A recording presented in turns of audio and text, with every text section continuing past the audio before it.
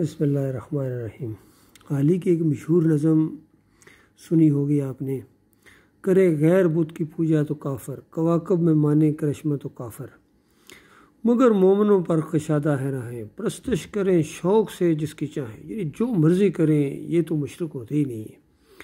یہ آج ویڈیو ایک میں نے دیکھا، جو ایک کوئی اینکر ہیں کامران صاحب، وہ ہمارے پرائم منسٹر عمران خان صاحب سے سوال کر رہے ہیں کہ آپ تو بڑے ریلیجیس ہیں، لیکن آپ نے وہاں جا کے قبر کے اوپر سجدہ کیوں کر دیا؟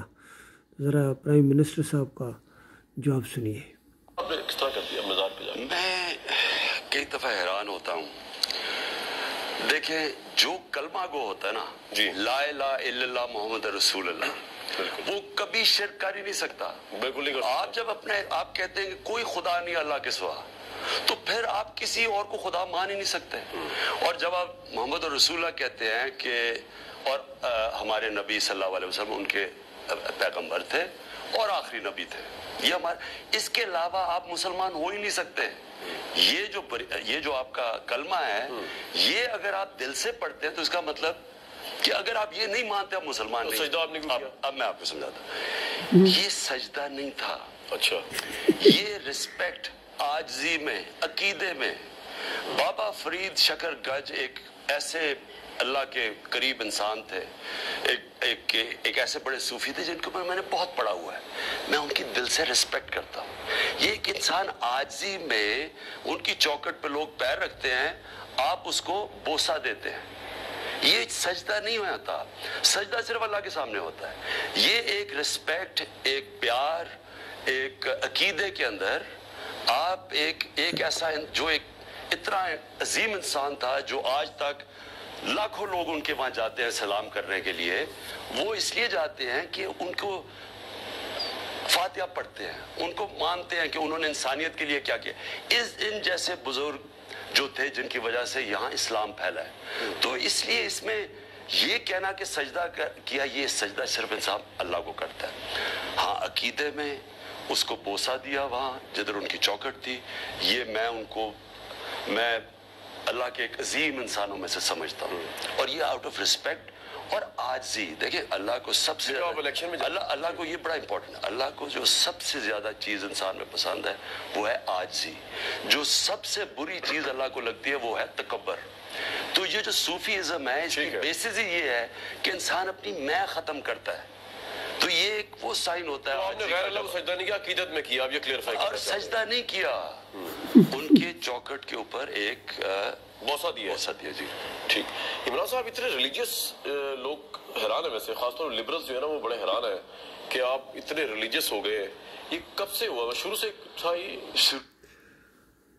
دیکھیے، یہ وہ اصل چیز ہے جو امت مسلمہ کی آج ذلت اور خواری کا باعث بنی ہوئی ہے۔ ان کو کلمے کا مطلب نہیں آتا، اور بڑے بڑے پڑھے لکھوں کو پرائم منسٹر بن گئے ہیں، لیکن کلمے کا مطلب نہیں آ رہا ہے کہ لا الہ الا اللہ محمد رسول اللہ، اللہ کے علاوہ کوئی الہ نہیں ہے، کوئی سجدے کے لائق نہیں ہے۔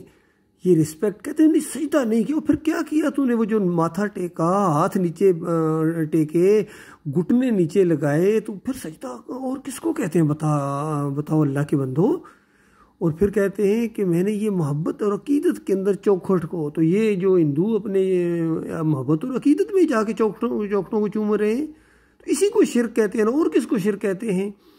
پھر دیکھیے، عمران خان صاحب کہہ رہے ہیں کہ یہ اللہ کو عاجزی پسند ہے، وہ اللہ کے بندے عاجزی اللہ کے سامنے کرو۔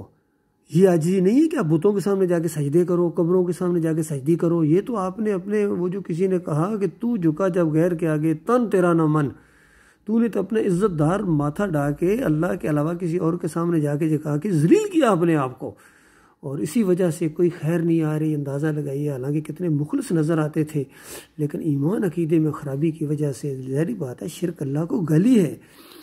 اور ان کے میں نے اپنے آنکھوں سے دیکھا، اور بھی ویڈیوز ہیں، یہ جنتی دروازے سے گزر رہے ہیں، کبھی وہ امام نظامن بنوا رہے ہیں اپنی بازو کے اوپر جا کے یا علی مدد والا، ہر جتن کرتے ہیں اس دنیا کو حاصل کرنے کے لیے، حالانکہ اللہ کا سچا وعدہ ہے وَأَنْتُمُ الْأَعْلَوْنَ إِن كُنتُم مُؤْمِنِينَ، اگر تم مومن بن جاؤ، اللہ کے علاوہ کسی اور کو نہ پکارو، اللہ کے علاوہ کسی اور کے سامنے نہ جھکو، اللہ کے علاوہ کسی اور کی نظر و نیاز نہ کرو، کسی اور کے پکارے نہ لگاؤ، رکوع اور سجدے نہ کرو، تو اللہ تعالیٰ فرماتا ہے ہم تمہیں سر بلند کریں گے، ہم تمہیں عزت سے نوازیں گے، تمہیں دنیا میں خلافت عطا فرمائیں گے۔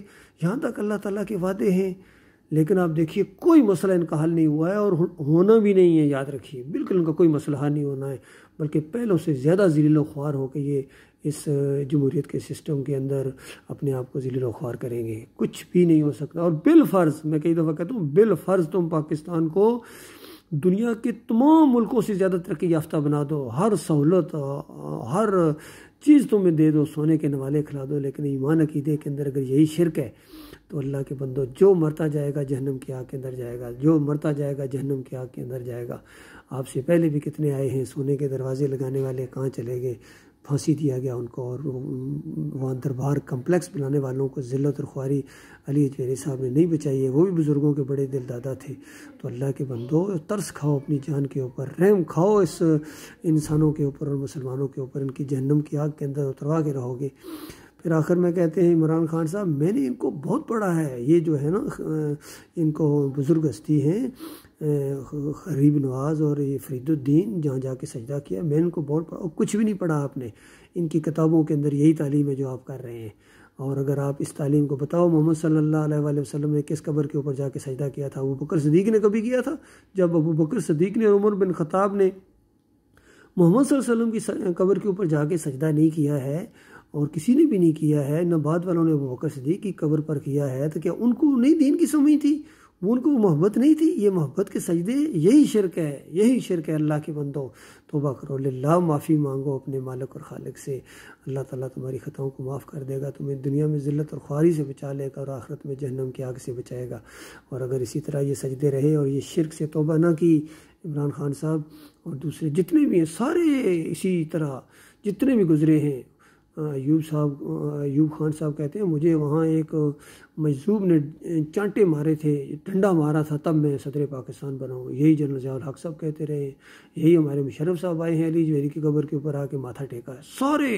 سارے شرک کے اندر شراب ہو رہے ہیں۔ اور یہ کیا ہے، یہ دوسرے جو مذہبی ہیں، چاہے وہ مفتی محمود صاحب ہوں، وہ بھی حلوہ بانٹتے رہے ہیں قبر کے اوپر، اور فضل الرحمان صاحب بھی کرتے ہیں، طارق جمیل صاحب بھی، سارے لگے ہوئے ہیں۔ اللہ کے بندو یہی شرک ہے، یہی ذلت اور خواری کی اصل وجہ ہے۔ جب تک تم شرک سے توبہ نہیں کرو گے تمہارا کوئی عمل اللہ کے ہاں قابل قبول نہیں ہے۔ اللہ تعالیٰ غور و فکر کرنے کی توفیق عطا فرمائے۔